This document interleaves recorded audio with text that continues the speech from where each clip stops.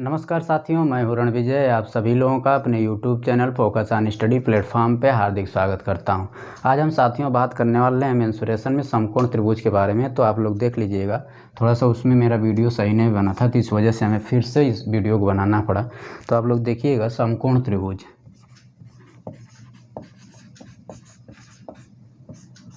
समकोण त्रिभुज जिसको हम लोग इंग्लिश में बोलते हैं राइट एंगल ट्रायंगल।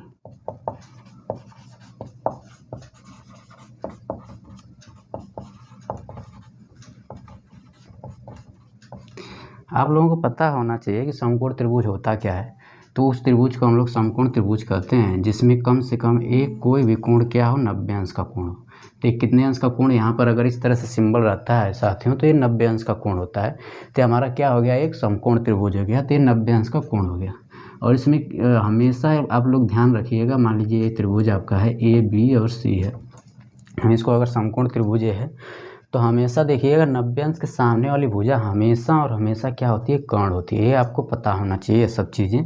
तो ये क्या होगा, एक कर्ण होता है हमारा। ये सी क्या हो जाएगा साथियों, यहाँ पर कर्ण हो जाएगा। ये वाली भुजा क्या हो जाएगी, कर्ण। 90 अंश के हमेशा सामने वाली भुजा क्या होती है साथियों, कर्ण होती है। और यहाँ पर अगर कोई भी एक एंगल अगर यहाँ पर थीटा है, तो जो भी कोण यहाँ पर दिया रहता है वो कर्ण के साथ, तो अगर यहाँ पर जितना भी कोण दिया रहता है तो यहाँ पर क्या होगा, जो भी कोण दिया रहेगा कर्ण के साथ, वही भुजा ये वाली उसके अपोजिट वाली भुजा, मतलब ये भुजा जिसके साथ ये कोण लगा हुआ है, तो ये क्या हो जाएगा, हमेशा और हमेशा क्या होता है, आधार होता है। और जो शेष बचा हुआ रहता है वो हमेशा क्या हो जाता है, लंब हो जाता है। तो ये क्या हो जाएगा, लंब हो जाएगा। अगर यही कोण यहाँ पर रहता यहाँ पर रहता है यही कोण थीटा या एक्स रहता, तो ये हमेशा ये वाली चीज़ आधार के काम करती। डिपेंड करता है कि वो थीटा जो है कि जो कर्ण के साथ किस वाली भुजा से जुटा हुआ है। तो ये आपको ध्यान में रखना है कि कर्ण के साथ कौन सी भुजा से जुड़ा है, वही हमारा क्या होता है, आधार होता है। और शेष बचा हुआ क्या होता है, लंब। अगर यही थीटा यहाँ पर रहता तो ये आधार हो जाता है और ये लंब हो जाता है। तो आप लोगों को समकोण त्रिभुज में साथियों एक चीज़ और पता होगा आपको, पाइथागोरस प्रमेय क्या होता है। आप लोगों को पता होगा क्या कि पाइथागोरस प्रमेय क्या होता है, कर्ण वर्ग बराबर होता है लंब वर्ग प्लस क्या होता है, आधार के वर्ग के क्या होता है, बराबर होता है। तो आप लोग लिखिएगा यहीं पर समकोण त्रिभुज में, तो यहाँ पर लिखिएगा पाइथागोरस प्रमेय। आप लोग कक्षा 6 या 7 से ही ये सब चीज़ें आ जाती है, तो आपको पता होगा पाइथागोरस प्रमेय क्या होता है। होता क्या है कि कर्ण वर्ग बराबर होता है लंब वर्ग और प्लस क्या हो जाता है, आधार के वर्ग के क्या होता है, बराबर होता है। ये हमारा क्या होता है, पाइथागोरस प्रमेय हो जाता है।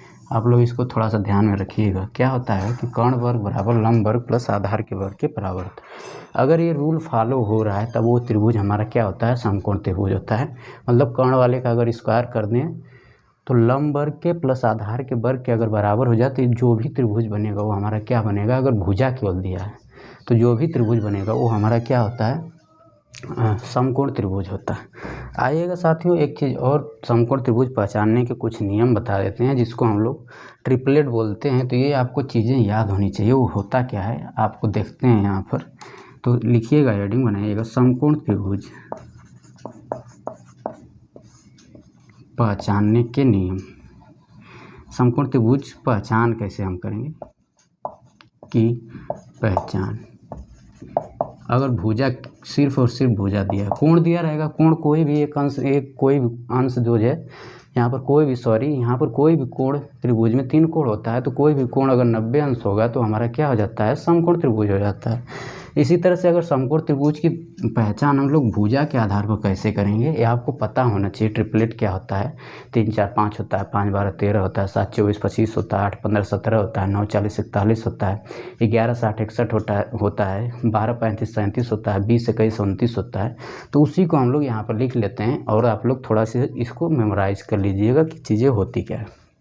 देखिए समकोण त्रिभुज की पहचान में, जैसे अगर कोई भी भुजा 3 4 5 है, एक चीज़ और बताना चाह रहे हैं, जो भी भुजा दिया रहे ये क्या है, समकोण त्रिभुज है। तो हमेशा और हमेशा आप लोग ध्यान रखिएगा, जो बड़ी वाली भुजा होती है वो हमेशा क्या होती है, कर्ण होती है समकोण त्रिभुज में।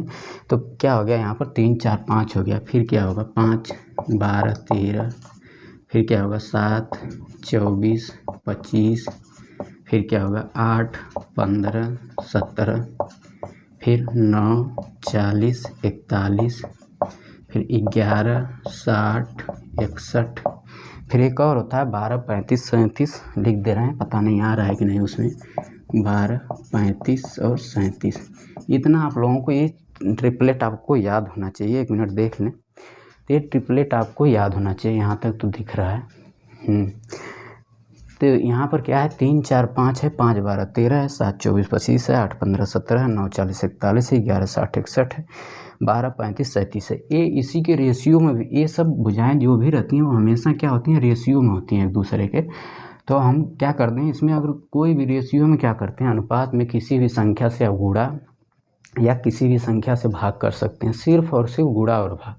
तो अनुपात के मान पर कोई भी प्रभाव नहीं पड़ता है। अनुपात में किसी भी संख्या से आप गुणा कर लीजिए, चाहे किसी भी संख्या से भाग कर लीजिए, अनुपात के मान पर कोई प्रभाव नहीं पड़ता है। तो अगर हम इसमें 2 से सम में गुणा कर दिए तब भी ये हमारा क्या हो जाएगा, देखिएगा 6 हो जाएगा, 8 हो जाएगा और 10 हो जाएगा, तब भी हमारा क्या हो रहा है, समकोण त्रिभुज रहेगा। ये आपको चेक करना पड़ेगा कि हमारा समकोण त्रिभुज है कि नहीं। तो आप चेक करेंगे तो कर्ण वर्ग बराबर क्या हो जाएगा, लंब वर्ग प्लस आधार के वर्ग के बराबर हो जाएगा। देखिए कर्ण हमेशा बड़ी वाली भुजा क्या होती है, कर्ण होती है। तो 10 का वर्ग क्या हो गया 100, 8 का वर्ग करेंगे तो 64 और 6 का वर्ग करेंगे 36, 64 और 36 जोड़ देंगे तो क्या हो जाएगा साथियों, 100 हो जाएगा। तो कहने का मतलब ये है कि इसी रेशियोज में ये चीज़ें दी रहेगी। आप गुणा भी कर सकते हैं, इसमें 2 से भाग भी दे देंगे तो ये 3, 4, 5 की क्या हो जाएगा साथियों, बराबर आ जाएगा। तो हमारा क्या हो जाएगा, समकोण त्रिभुज हो जाएगा। तो कहने का मतलब ये है कि ये चीज़ें आपको याद होनी चाहिए। समकोण त्रिभुज बनने के लिए क्या होता है, ये आप ट्रिपलेट याद रखिएगा कि 3, 4, 5, 5, 12, 13, 7, 24, 25, 8, 15, 17, 9, 40, 41, 11, 60, 61, 12, 35, 37 और 20, 21 और 29 होता है। इसको कुछ और रूल जैसे इसको याद आप कर सकते हैं। जैसे इवन वाले के लिए तो आप आड वाले के लिए जो विषम होता है उसमें तो आप याद कर सकते हैं कि ये समकोण त्रिभुज बन रहा है कि नहीं। जैसे यहाँ पर दे दिया आपका 3 और 4 और 5 दे दिया है, ठीक। तो आप क्या करिए 3 का वर्ग कर लीजिए, याद रखने का एक तरीका बता रहे हैं। 3 का आप वर्ग करिए तो क्या हो जाएगा, 9 हो जाएगा। और 9 को क्या करिए 2 से भाग दीजिए तो क्या आएगा 4.5 आ जाएगा। तो मतलब क्या होगा, 4.5 का मतलब है कि एक संख्या क्या होगी 4 होगी और अगली वाली संख्या, एक संख्या 4.5 है तो इससे पहले वाली होगी तो 4 होगी, पूर्ण रूप से लेना है। और दूसरा वाला क्या होगा 5 होगा। इसी तरह से इस वाले को याद रखना है। तो ये क्या हो जाएगा, इसका वर्ग करिए क्या होगा 25, 25 में 2 से भाग दीजिए तो ये हो जाएगा आपका 12 समथिंग आएगा, 12.5 आ गया। तो इसका मतलब क्या हो गया कि एक भुजा क्या होगी 12 होगी और दूसरी भुजा क्या हो जाएगी 13 हो जाएगी। देखिए 5, 12, 13। इसी तरह 49 को 2 से भाग देंगे तो 24.5 आएगा, तो एक भुजा 24, एक 25 हो जाएगा। केवल और केवल जो छोटी भुजा है उसी का आपको वर्ग करके उसी में 2 से भाग देना। यहाँ पर करेंगे सम वाले में ऐसा कुछ भी नहीं होता है। सम वाले में आपको चेक ही करना पड़ेगा। 8, 15, 17 है तो आपको चेक करना ही पड़ेगा। केवल विषम वाले की बात कर रहे हैं तो विषम वाले में आप लोग ऐसे भी याद रख सकते हैं कि इसका वर्ग कर लीजिए तो क्या हो जाएगा 3 तिली के 9 हो गया। और उसका क्या कर लीजिए आप आधा कर लीजिए तो क्या हो जाएगा, एक 4 हो जाएगा, एक 5 हो जाएगा। ऐसे याद रखिए 4.5 हुआ तो एक 4, एक 5। इसी तरह से 25 है, 25 से 2 से भाग देंगे 12.5 हो जाएगा तो एक 12 हो जाएगा और एक 13 हो जाएगा। तो अब हम क्वेश्चन पे बात करते हैं साथियों। आप लोग देखिएगा थोड़ा सा ये चीज़ आपको फिर से हम रिवाइज कर देते हैं कि समकोण त्रिभुज बनने के लिए सबसे पहला रूल आपको पता होना चाहिए कि समकोण त्रिभुज अगर कोण के आधार पर देखेंगे तो कोई भी एक कोण अगर 90 अंश है हमारा त्रिभुज में तो हमेशा क्या होता है, समकोण त्रिभुज होता है। और 90 अंश के सामने वाली भुजा हमेशा क्या होती है, कोण होती है, आपको पता होना चाहिए। और कोण के साथ जो भी कोण लगा होगा उस वाली भुजा के साथ, कोण के साथ जो भी भुजा के साथ कोण से झुका होगा वो वाली भुजा हमारी क्या होती है, आधार होती है। इतना आपको पता होना चाहिए। और शेष बची भुजा क्या काम कर जाता है, लंब का काम कर जाता है। तो समकोण त्रिभुज का क्षेत्रफल हम आपको बताने वाले थे, तो आप लोग देखिएगा क्या होता है। इसको रफ कर रहे हैं तो समकोण त्रिभुज का क्षेत्रफल आप लोग देखिएगा, यहाँ किसी भी त्रिभुज के लिए काम कर जाता है। समकोण त्रिभुज का क्षेत्रफल, कौन सा समकोण त्रिभुज है, यही है ABC है, इसी के बारे में हम लोग बात कर रहे हैं। तो क्या होता है 1/2 होता है, और क्या होगा आधार हो जाएगा गुणे क्या हो जाएगा ऊंचाई हो जाता है। तो यहाँ ऊंचाई किसका काम कर रहा है, लंब जो है कि सबसे एग्जैक्ट ऊंचाई किसी भी त्रिभुज का लंब हमेशा सबसे एग्जैक्ट ऊंचाई का काम करता है। तो 1/2 आधार गुणे क्या हो जाएगा लंब हो जाएगा इस समकोण त्रिभुज में। और जनरली किसी भी त्रिभुज के लिए क्या होता है आधार गुणे ऊंचाई हो जाता है। तो यहाँ पर ऊंचाई किसका काम कर रहा है, लंब का काम कर रहा है, आप लोग देख लीजिएगा। अब हम साथियों क्वेश्चन में आते हैं, तब उसके बाद डिस्कस करते हैं। तो ये हमारा क्षेत्रफल हो गया, समकोण त्रिभुज का क्षेत्रफल क्या होता है 1/2 आधार गुणे ऊंचाई होता है। तो यहाँ पर समकोण त्रिभुज में क्या हो जाएगा 1/2 आधार गुणे क्या हो जाएगा लंब हो जाएगा। आप इसमें किसी को भी आधार और किसी को भी लंब मान सकते हैं, समकोण त्रिभुज केवल दिखना चाहिए आपको, तो आप किसी को भी आधार किसी को भी लंब मान सकते हैं। ऐसा क्यों कह रहे हैं, क्योंकि यहाँ पर दोनों चीज़ों का गुणा हो रहा है। चाहे अगर 3 में आप 4 का गुणा करिए, चाहे से हम कह रहे हैं कि अगर 3 में 4 का गुणा करिए, चाहे 4 में 3 का गुणा करिए, यहाँ पर क्षेत्रफल निकालने में वैल्यू में कोई प्रॉब्लम नहीं होगा। तो आप लोग देखिए क्वेश्चन साथियों,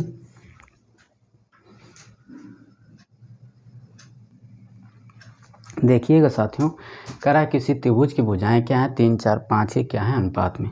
आपको देख करके ये पता हो जाना चाहिए, इतना दिमाग में क्लिक करना चाहिए कि ये 3, 4, 5 के अगर अनुपात में है तो हमारा कौन सा त्रिभुज बन रहा है। चेक दिमाग में जरूर करना चाहिए, कहीं राइट एंगल ट्रायंगल तो नहीं बन रहा है, कहीं समकोण त्रिभुज तो नहीं बन रहा है। तो यहाँ पर 3, 4, 5 के अगर अनुपात में है तो क्या बन रहा है समकोण त्रिभुज बन रहा है। तो यहाँ पर हमेशा और हमेशा आपको पता होना चाहिए कि जो बड़ी वाली भुजा होती है वो क्या काम करती है, समकोण त्रिभुज में कर्ण का काम करती है। तो आपको मानना पड़ेगा कि मानना भुजाएं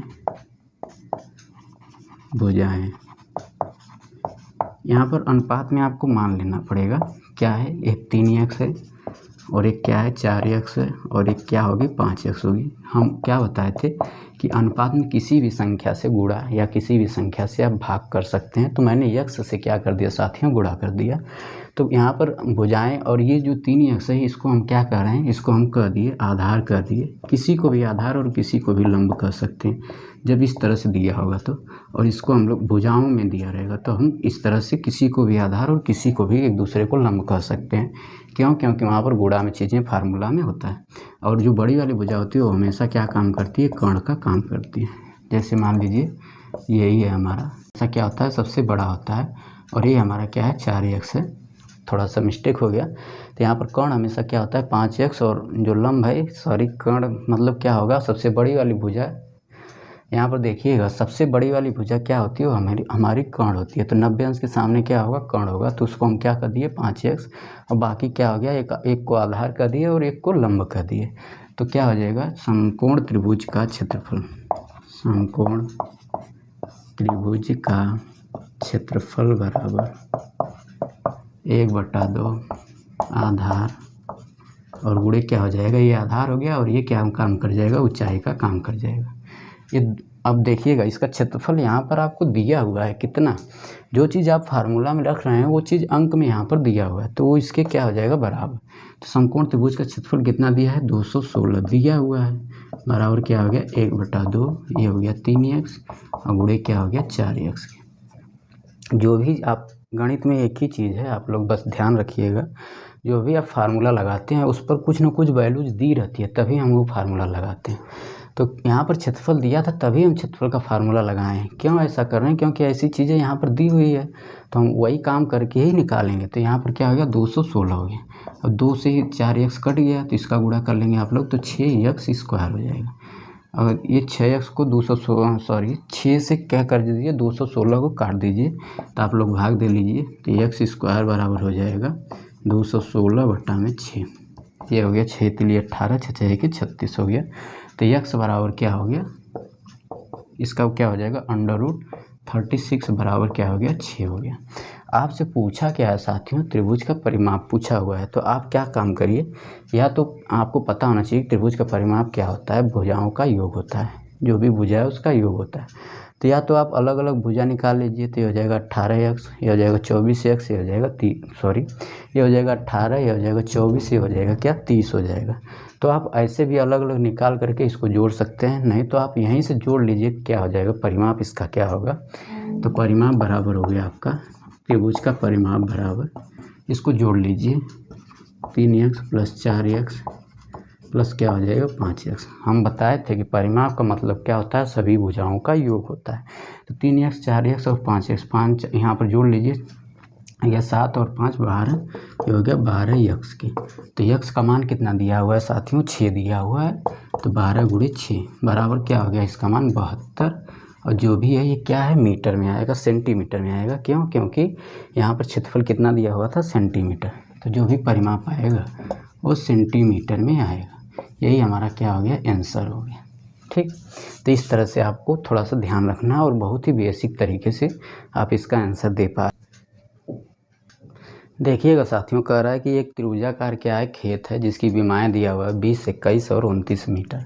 तो बताइए कि 25 रुपया प्रति वर्ग मीटर की दर से फसल काटने का खर्च आपका कितना होगा। आपको इतना पता होना चाहिए कि जब भी आप कोई फसल भी काटेंगे या जुताई खेत में करते हैं, जैसे कोई क्षेत्र है या खेत है, जुताई जो भी करेंगे या फसल भी काटेंगे, तो हमेशा जो भी काम करते हैं आप उसमें क्या करते हैं, उसके अंदर काम करते हैं। लेकिन अगर परिमाप की बात की जाए तो परिमाप हमेशा क्या होता है, चारों तरफ होता है। तो आपको ये चीज़ ध्यान में रखना पड़ेगा कि क्या आपको निकालना पड़ेगा, यहाँ पर क्या चीज़ें निकालनी पड़ेगी। तो फसल काटना है तो आप अंदर काम करेंगे, जुताई करना है तो अंदर करेंगे, आपको बीज लगाना है तो भी अंदर करेंगे। जो भी काम करना है वो मतलब फसल से संबंधित जो भी काम करना है इसमें अंदर अगर आप काम कर रहे हैं तो उसका क्षेत्रफल निकालेंगे, और किनारे किनारे अगर आप काम कर रहे हैं फसल के लिए, उसके खेत के लिए, तो आप क्या करेंगे, परिमाप करेंगे, परिमाप पर काम करेंगे। परिमाप का मतलब होता है सभी भुजाओं का योग होता है। तो यहाँ पर फसल काटने और उसकी विमाएँ दे दिया है 20, 21 और 29। आपको तुरंत दिमाग में आना चाहिए कि अगर विमाएँ 20, 21 और 29 मीटर है तो ये क्या हो रहा है, हमारा समकोण त्रिभुज बन रहा है। समकोण त्रिभुज में क्या हो रहा है, ये हमारा अगर 90 अंश हो गया, अगर इसको हम ABC कह दिए साथियों, तो ये क्या हो गया हमारा 90 अंश। और 90 अंश के सामने वाली भुजा क्या होती है, कर्ण। तो कर्ण क्या होगा, सबसे लंबी भुजा होती है समकोण त्रिभुज में। तो कर्ण क्या हो जाएगा, यहाँ पर 29 हो जाएगा। ठीक, और आधार की बात करें, आधार और लंब को तो चाहे जिसको आप ले लीजिए, अगर भुजाएँ दी हुई हैं। तो हमारा 20 हो गया और ये क्या हो गया, 21 हो गया। ये हमारा क्या हो गया, लंब का काम कर गया, मतलब ऊंचाई का काम कर गया। अब कह रहा है कि 25 रुपया प्रति वर्ग मीटर की दर से फसल काटने का चार्ज कितना आएगा। देखिएगा, आपको फसल काटने का चार्ज अगर देखना है तो फसल आप अंदर काटेंगे तो क्या करना है, इसका मतलब इस जो त्रिभुजाकार खेत है इसका हमें क्या निकालना पड़ेगा साथियों, क्षेत्रफल निकालना पड़ेगा। जो भी त्रिभुजाकार क्षेत्र है उसका हमें क्या निकालना पड़ेगा, क्षेत्रफल निकालना पड़ेगा। तो क्षेत्रफल बराबर हो जाएगा यहाँ पर त्रिभुजाकार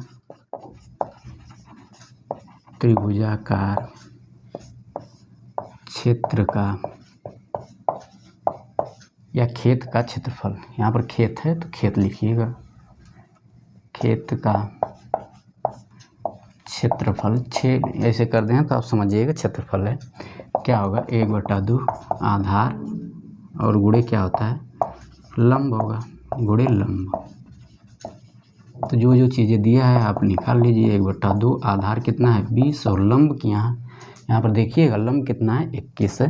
तो आप लोग इसको यहाँ पर एक कर लीजिए। तो ये क्या हो जाएगा, 2 से कट गया तो कितना हो गया 10। तो इसका क्षेत्रफल आ गया 210। इसमें 10 का गुणा हो जाएगा तो 210 हो जाएगा, 210 वर्ग मीटर हो जाएगा, वर्ग मीटर। ये पूरे खेत का क्षेत्रफल आ गया। आप लोग एक चीज़ पढ़े होंगे कहीं भी कि कहीं भी मतलब एक ऐकिक नियम होता है। क्या होता है कि जैसे आपको ऐकिक नियम आप पढ़ते हैं कि 5 रुपये का मूल्य 5 पेन का मूल्य 50 रुपया, मान लीजिए 5 पेन का मूल्य 50 रुपया है। तो आपसे पूछ देता है क्या कि एक जो है कि 15 पेन का मूल्य आप निकालिए। तो आप क्या करते हैं, माना 5 पेन का मूल्य 50 रुपया है, इसलिए क्या करते हैं, एक पेन का मूल्य निकालते हैं। तो क्या हो जाएगा 50/5 रुपया, इसलिए 15 पेन का मूल्य आपसे पूछता है। तो क्या कर देते हैं, 15 से गुणा कर देते हैं। तो यहाँ पर क्या हो जाएगा 50/5 और गुणे 15। इस तरीके से आप लोग किए होंगे। तो कितना आ जाएगा 150 रुपया। इसी तरह से आपको यहाँ पर दिया है 1 वर्ग मीटर, मतलब 1 वर्ग मीटर मान लीजिए इतना ही है, इतने का आपको दिया है कि 25 रुपया। इतना कोई काट रहा है तो 25 रुपया लग रहा है। और अगला वर्ग मीटर काटेगा तो ये 2 वर्ग मीटर हो गया, तो यहाँ पर क्या हो जाएगा 50 रुपया। फिर अगला काटेगा 3 वर्ग मीटर हो गया 75 रुपया। फिर काटा है 1 वर्ग मीटर और काटा तो कितना हो गया 100 रुपया, फिर कितना हो गया 125 रुपया, इस तरह से। तो हम लोग क्या करेंगे, एक नियम से ही इसका हम लोग जो धनराशि लगती है, कितना फसल काटने का जो खर्च है, आप बहुत ही आसानी से निकाल सकते हैं। तो एक नियम से ही आप लोग निकालेंगे। तो आप लोग लिखिएगा यहाँ पर फसल काटने का खर्च, फसल काटने का खर्च।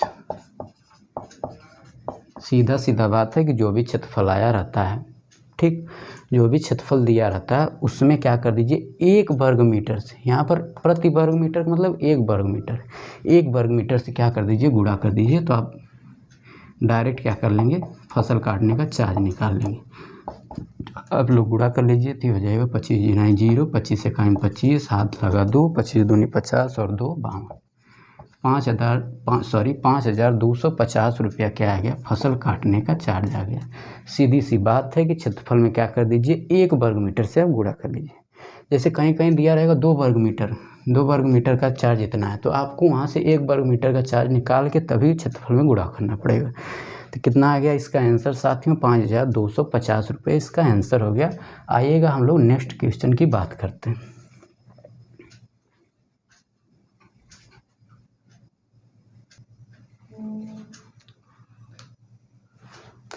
देखिएगा यहाँ कह रहा है किसी समद्विबाहु समकोण त्रिभुज का परिमाप दिया हुआ है आपको 4 + 4 √2 सेंटीमीटर। तो कर्ण की आपसे लंबाई पूछ रहा है, समद्विबाहु भी है और क्या है समकोण भी है। तो इसका मतलब क्या होगा, समद्विबाहु का मतलब क्या होता है, किसी भी त्रिभुज की 2 भुजाएं बराबर हो तो उसे हम लोग क्या बोलते हैं, उसकी लंबाइयाँ त्रिभुज की बराबर हो तो उसे हम लोग क्या बोलते हैं, समद्विबाहु त्रिभुज बोलते हैं। लेकिन समद्विबाहु के साथ साथ क्या है, वो समकोण है। इसका मतलब क्या होगा, कोई एक कोण क्या होगा 90 अंश जरूर होगा। तो मान लिया कि हमारा कोण क्या है 90 अंश, और समद्विबाहु भी है और समकोण भी है। तो हम ये कह दिए कि ये वाली भुजा x है और ये भी क्या है हमारा x है। हम मान लिए ये क्या हो गया आपका, समद्विबाहु भी हो गया और समकोण भी हो गया।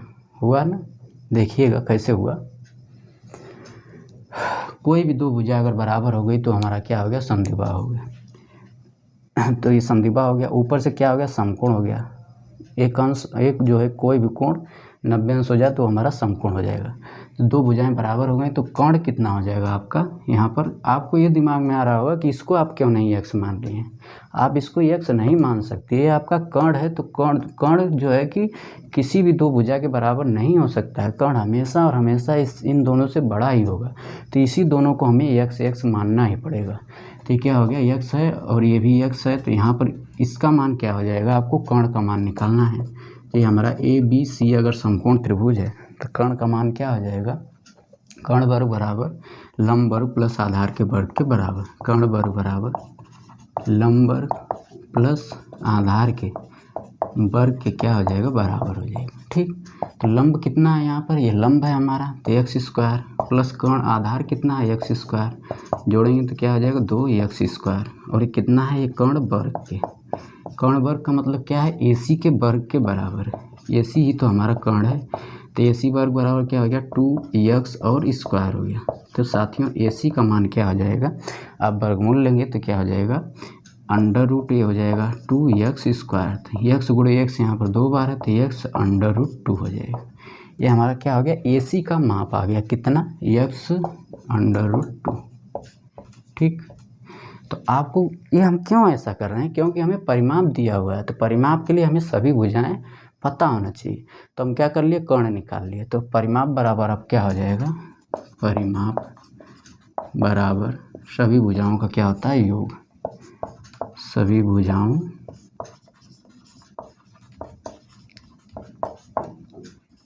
का योग। अब सभी भुजाएं क्या हैं, इसमें हम जो अननोन भुजा माने हैं x और x प्लस, सॉरी यहाँ पर x √2 है, आई एम सो सॉरी, यहाँ पर x √2 है। तो कितना हो जाएगा, सभी भुजा को आपको जोड़ना है। तो इसको जोड़िए तो ये x, फिर इसको जोड़ दीजिए x, और अगर ऊपर वाले को जोड़ दीजिए तो क्या हो जाएगा x √2, सॉरी x √2। अब सबको जोड़ लीजिए तो क्या हो जाएगा, ये x और x क्या है, समान है। तो क्या हो जाएगा 2x, अब प्लस क्या हो जाएगा x √2। अब सब में से x कॉमन ले लीजिए तो क्या हो जाएगा, यहाँ पर हो जाएगा 2 प्लस √2 हो जाएगा। यही आपका परिमाप है और यही परिमाप किसके बराबर दिया हुआ है यहाँ पर 4 + 4 √2 के बराबर दिया हुआ है। तो इसका मान कितना हो गया, x ब्रैकेट में 2 + √2 का मान कितना हो गया 4 + 4 √2 के बराबर हो गया। अब आपको क्या करना है, यहाँ से आप लोग देखिए तो 2 कॉमन ले लीजिए। आपको दिमाग में ये आ रहा हो कि 2 क्यों कॉमन ले रहे हैं, तो आप 4 कॉमन ले लीजिए। यहाँ पर 4 कॉमन लेंगे तो 1 + √2 हो जाएगा। ठीक, 4 कॉमन लेंगे तो 1 + √2 हो जाएगा।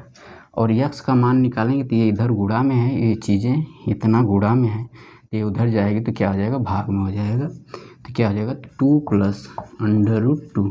आपको थोड़ा सा, मैं ये समझ रहा हूँ कि आपको अंडर रूट के बारे में आपको थोड़ा मोड़ा जानकारी होगा, नहीं भी है तो देख लीजिए। अगर √2 में √2 का गुणा कर देंगे तो 2 हो जाएगा। √3 में कोई भी क्वांटिटी हो, अगर उसका अंडर रूट के साथ 2 बार गुणा कर रहे हैं तो पूर्ण रूप से वही क्वांटिटी मिल जाती है। तो इसी तरह से यहाँ पर आप √2 कॉमन ले लीजिए इसमें से, नीचे वाले से, तो हो जाएगा 4, ये हो जाएगा 1 √2 अपान में यहाँ से 2 कॉमन ले लीजिए। तो 2 कॉमन ले लेंगे तो क्या हो जाएगा, इसमें 2 कॉमन का मतलब 2 से भाग देना है। तो क्या हो जाएगा 1, यहाँ से करेंगे तो 1 बचेगा, इसमें करेंगे तो क्या हो जाएगा √2 बच जाएगा।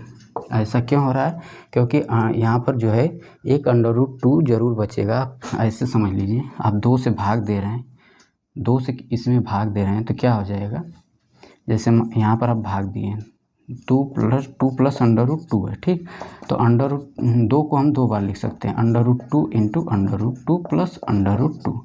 और आप भाग किससे दे रहे हैं, यहाँ पर आप किससे भाग दे रहे हैं, √2 से भाग दे रहे हैं। यहाँ पर √2 से आप भाग दे रहे हैं, √2 आप कॉमन ले रहे हैं। तो आप क्या करिए, √2 से आप भाग दे रहे हैं तो देखिएगा यहाँ पर ऊपर √2 क्या हो जाएगा, कॉमन, तो ये हो जाएगा √2, एक बच जाएगा, और प्लस ये भी कॉमन हो रहा है तो ये 1 हो जाएगा, अपान में क्या हो गया √2 हो गया। तो ये √2 से √ कट गया तो कितना बचा, 1 + √2। तो वही यहाँ पर √2 कॉमन लिए तो 1 + √2 बचा है। ऊपर भी 1 + √2 है, नीचे भी 1 + √2 है, तो क्या हो जाएगा, कैंसिल आउट हो जाएगा। इसको रफ कर रहे हैं, थोड़ा स्पेस कम है। तो यहाँ पर इसका मान क्या हो गया, x बराबर हो गया, ये हो गया 4/√2। अब क्या कर लीजिए, √2 से ऊपर नीचे मल्टीप्लाई, तो √2/√2, ये 2 हो गया, 2 से कट गया तो ये हो गया 2/√2। x का मान आ गया। और आपसे पूछा क्या है, यहाँ पर कर्ण का माप पूछा है, तो यहाँ पर कर्ण आपका कितना है, यही आपका कर्ण हो जाएगा, कर्ण का मान है, कर्ण बराबर है x/√2। तो x की जगह ये मान आपको रखना है, तो 2/√2, x का मान यहाँ पर कितना है, 2/√2 है, 2/√2 इंटू क्या है, √2 पहले से ही है, तो आप लोग गुणा कर लीजिए, तो हो जाएगा, इसमें इसका गुणा कर देंगे 2 आ जाएगा, तो 2 × 2 बराबर क्या हो गया, 4 हो गया। और ये आपसे कर्ण का माप पूछा था तो क्या है, सेंटीमीटर में होगा, यही आपका आंसर हो गया, यही क्या हो गया, आंसर हो गया। तो थोड़ा देख लें उसमें आ रहा है कि नहीं आ रहा है। एक बार फिर से हम इसको आप लोगों को बता दे रहे हैं कि देखिएगा, हमेशा और इसको ही मानना पड़ेगा, क्योंकि कर्ण हमेशा क्या होता है, बड़ा होता है। तो कोई भी एक भुजा आप कर्ण को नहीं मान सकते हैं, हमेशा आधार और लंब को जब भी समद्विबाहु रहे तो इस समद्विबाहु समकोण रहे तो इस तरह से मानना पड़ेगा। तो आप लोग क्या कर लेंगे, कर्ण का मान निकाल लेंगे। कर्ण का मान निकालने के बाद आपको परिमाप ऐसे करके निकल जाएगा। थोड़ा सा बस इसमें कैलकुलेशन था, लेकिन क्वेश्चन बहुत ही आसान था। और साथियों, अगले क्वेश्चन के बारे में बात करते हैं। देखिए, कह रहा है कि किसी समबाहु त्रिभुज का क्षेत्रफल दिया है 25√3 सेंटीमीटर², तो इसका परिमाप क्या होगा। आपको पता होना चाहिए कि समबाहु त्रिभुज का क्षेत्रफल क्या होता है। तो लिखिएगा, ये सब चीज़ें हम पढ़ा चुके हैं मेंसुरेशन में एक ही दिन, पहले ही दिन। तो समबाहु त्रिभुज का क्षेत्रफल, अगर समबाहु का मतलब क्या हो गया, सभी भुजाएं क्या हैं हमारी बराबर है, सभी भुजा क्या है बराबर। तो ये ए है और ये भी क्या होगा, ए होगा। सब अगर ए कह दिए तो सब क्या है, सभी भुजाएं बराबर हैं। तो इसका क्षेत्रफल क्या होगा, कड़ी में 3/4 गुणे क्या हो जाएगा, भुजा का स्क्वायर, भुजा क्या है, ए है, तो ये क्या हो जाएगा, ए का स्क्वायर हो जाएगा। हम क्यों क्षेत्रफल ही लगा रहे हैं, क्योंकि क्षेत्रफल यहाँ पर दिया है और इसका परिमाप हमसे पूछ रहा है। जो भी चीज़ें यहाँ पर दिया है आपका फार्मूला में, उसी को हम लोग क्या कर देते हैं, कुछ वैल्यू दी रहती है उसी के बराबर कर देते हैं। तो क्या हो जाएगा, कौड़ी में 3/4 भुजा के स्क्वायर का मान कितना दिया हुआ है, 25√3 दिया हुआ है। यही तो हमारा मैथ है। तो √3 से √3 कैंसिल आउट हो गया। अब ए स्क्वायर का मान आप निकाल लेंगे। सॉरी, कौड़ी में 3/4 गुणे भुजा का स्क्वायर होता है 25√3। ठीक, सही है। तो क्या हो गया, कौड़ी में 3/4 गुणे भुजा का स्क्वायर होता है। तो ये हो जाएगा, अभी कौड़ी में 3 से कौड़ी में 3 कैंसिल आउट हो गया। तो हो जाएगा ए स्क्वायर का मान क्या हो जाएगा 25, और इधर 4 भाग में तो उधर क्या हो जाएगा गुणा में, क्या हो जाएगा 100। तो ए का मान क्या हो जाएगा 10 सेंटीमीटर हो जाएगा। आपसे पूछा क्या है, इसका परिमाप पूछा है। तो परिमाप बराबर क्या हो जाएगा, सभी भुजाओं का योग हो जाएगा। तो बराबर सभी भुजा मतलब 3 भुजा है तो तीनों का योग करेंगे तो 3 हो जाएगा। तो बराबर क्या हो जाएगा 3 बराबर ये हो गया 3 और गुणे क्या हो गया 10, 3 गुणे 10 बराबर 30 सेंटीमीटर। ये हमारा क्या हो गया परिमाप। यही आपसे पूछ रहा था, यही आंसर है। ठीक, अगले वाले क्वेश्चन में हम साथियों बात करने वाले हैं, वो बहुत ही इंपॉर्टेंट है। तो आप लोग देख लीजिएगा थोड़ा सा, वो है क्या चीज़ें।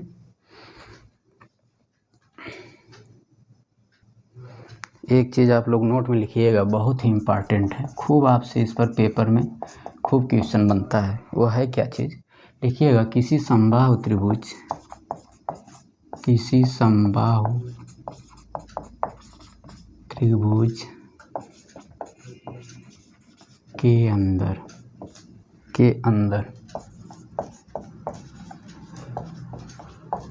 किसी बिंदु से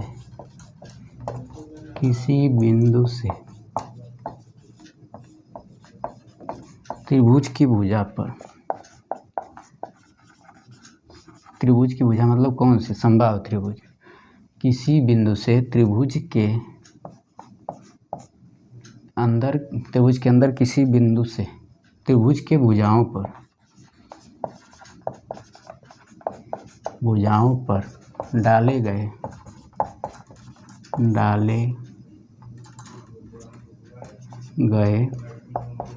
लंबों की लंबाइयाँ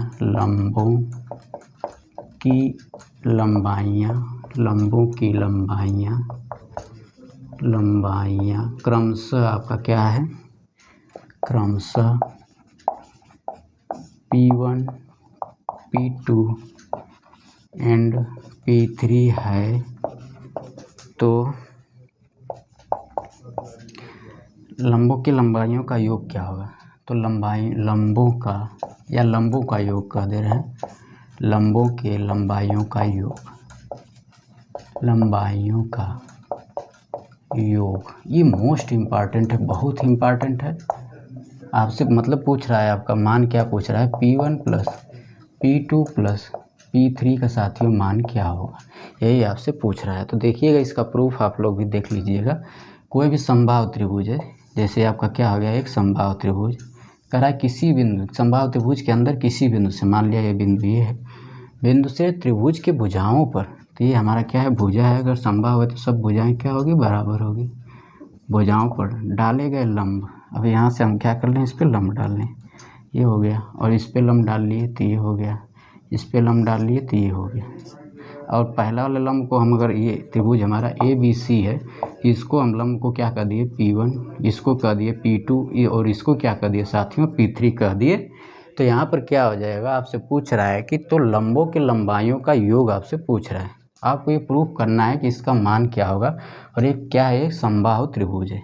अगर हम जहाँ पर एक पॉइंट हम लिए हैं, इसको अगर हम O कह दे रहे हैं, शेष कुछ टाइम के लिए हम इसको O कह दिए, तो यहाँ पर ये हमारा क्या हो गया, इसको हम कह दिए ABC हो गया, फिर E कह दिए, इसको F कह दिए, और इसको क्या कह दिए, D कह दिए। ठीक, तो आपसे पूछ क्या रहा है कि P1 plus P2 plus P3 का मान क्या होगा। देखिएगा इसको कैसे प्रूव करना है। हम क्या कर रहे हैं, त्रिभुज के शीर्ष से O को क्या कर देंगे, मिला देंगे। तो देखिएगा, इसको हमने क्या कर दिया, ऐसे करके मिला दिया, O से इसको मिलाया और OA को O से B को मिला दिया, ठीक। और क्या कर दिया, शीर्ष से O को मिला दीजिए। यहाँ पर आप लोग देखेंगे साथियों, ये आपका बन क्या रहा है, हमारे पास तो कोई और मार्कर है नहीं, तो आप लोग इसी डॉटेड लाइन से ही समझिएगा। एक हमारा त्रिभुज, ये त्रिभुज हमारा 3 भागों में बढ़ जाएगा। कौन कौन से भाग में बढ़ रहा है आप लोग देखिएगा। ये हमारा पूरा का पूरा त्रिभुज क्या हो गया, 3 भागों में बढ़ गया। तो एक भाग ये हो गया, एक भाग ये हो गया और एक भाग ये हो गया। आपसे पूछ रहा है कि P1 P2 P3 का मान क्या होगा। तो जो भी बड़ा वाला त्रिभुज का क्षेत्रफल है वो छोटे वाले त्रिभुजों के क्षेत्रफलों के क्या होगा, बराबर होगा। यही बस इसमें कॉन्सेप्ट होगा। जो भी बड़े वाले त्रिभुज का क्षेत्रफल है वो छोटे वाले त्रिभुजों के क्षेत्रफलों के योग के क्या हो जाएगा, बराबर।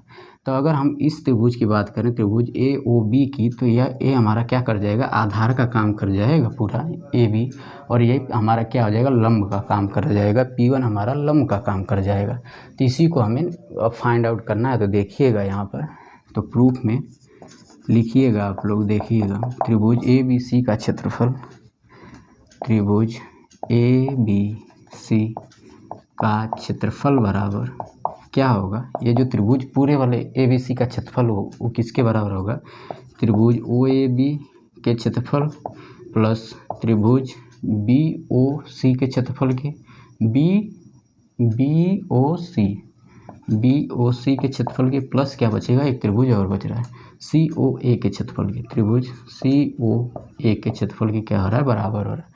तो आप लोग यहीं से निकाल लेंगे। और ABC क्या है, हमारा एक समबाहु त्रिभुज है, सॉरी ABC हमारा क्या है, समबाहु त्रिभुज है। तो इसका क्षेत्रफल कितना हो जाएगा, कड़ी में 3/4 और क्या हो जाएगा, भुजा का स्क्वायर हो जाएगा। और AOB का आपको क्षेत्रफल निकालना है, तो क्या हो जाएगा, 1/2। आधार कितना है A और ऊंचाई कितना है, P1 है। इस वाले का ऊंचाई तो P1 ही है, इतने वाले का। उसी तरह से यहाँ पर हो जाएगा 1/2 इस वाले के लिए। इसकी बात करें BOC की, तो 1/2 ये हो जाएगा आधार, ये आधार का काम कर जाएगा, इसको देखेंगे तो। और गुणे क्या हो जाएगा, ऊंचाई, ये हमारा P3 हो गया, ये P3 है। फिर प्लस क्या हो जाएगा, 1/2 आधार और गुणे क्या हो जाएगा, ये P2 हो जाएगा। अब 1/2 सब जगह है, तो आप क्या कर लीजिए, कॉमन कर लीजिए। ये हो जाएगा कड़ी में 3/4, ये हो गया भुजा का स्क्वायर बराबर 1/2, और सब में A है तो उसको भी कॉमन कर लीजिए, बराबर P1 plus P2 plus P3 के बराबर। 2 से 2 कट गया, A से A कट गया, तो इसका मान आपको यहाँ से 2 बचा है, तो P1 plus P2 plus P3 का मान आ जाएगा कड़ी में 3/2, और एक A से एक A कैंसिल आउट हो गया, तो बचा क्या, A बच गया। यही आपका यहाँ पर मान हो गया, कितना, लंबों की लंबाइयों का योग कितना हो गया, कड़ी में 3/2 A हो गया। ये हमारा क्या हो गया, यही पूछ रहा था। और ये होता क्या है, समबाहु त्रिभुज की क्या होता है, ऊंचाई के बराबर होता है। मैंने क्या बताया था आपको, समबाहु त्रिभुज का क्षेत्रफल होता है कड़ी में 3/4 भुजा का स्क्वायर, ये क्या होता है, एरिया होता है। और परिमाप मतलब हाइट बताया था क्या, कड़ी में 3/2 A। तो देखिए सॉरी, कड़ी में 3/2 A होता है, तो यही तो आया है कड़ी में 3/2 A। मतलब डाले गए लंबों की लंबाइयाँ, किसी भी समबाहु त्रिभुज के अंदर डाले गए लंबों की लंबाइयाँ क्या होती है, त्रिभुज की ऊंचाई के क्या होता है, बराबर होता है। कहने का मतलब मेरा यही था। तो ये आपका प्रूव कर दिया साथियों। इस पर एक क्वेश्चन है, उसको हम लेकर आते हैं, अब देखिएगा, वो लास्ट क्वेश्चन रहेगा।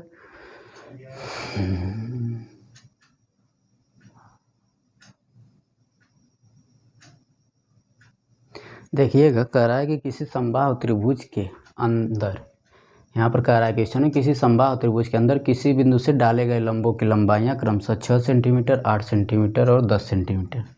मतलब कोई भी समबाहु त्रिभुज है, ये आपका क्या है, समबाहु त्रिभुज के अंदर किसी बिंदु से डाले गए लंबों की लंबाइयाँ, मान लिया ये बिंदु है, यहाँ से डाले गए लंब क्या है, ये है आपके, हम कह दिए इसको P1, इसको कह दिए क्या P2 और इसको कह दिए P3।